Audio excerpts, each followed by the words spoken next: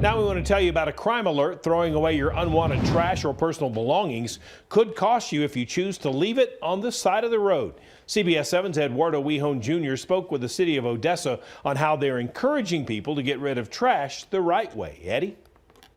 The city of Odessa's code enforcement said that they have seen more than 3,000 illegal dumping and littering violations this year.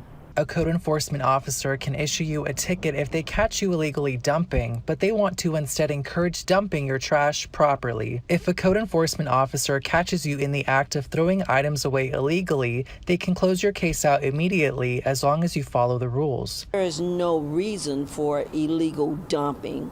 There are locations that have been set aside for the city in designated areas for you to dispose of your illegal dumping. Violators can see a fine of up to $2,000 each day if their ticket isn't taken care of right away. But there is a fine, unfortunately, you're not doing the right thing. You're supposed to, there will be a fine. They'll incur a fine, then you have to pay. But why get to that point, Code enforcement officers are here to educate its citizens so they can help keep Odessa beautiful. So when you think about illegal dumping, think about the whole city of Odessa.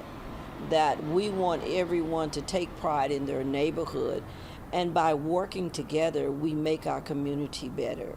Ortega says just off of 42nd and Golder Avenue is the household hazardous waste facility that offers a solution to get rid of mattresses, landfill, and other bulky items right behind me, free of charge for all Odessans. Reporting in Odessa, I'm Eduardo Wihon Jr., CBS 7 First Alert News.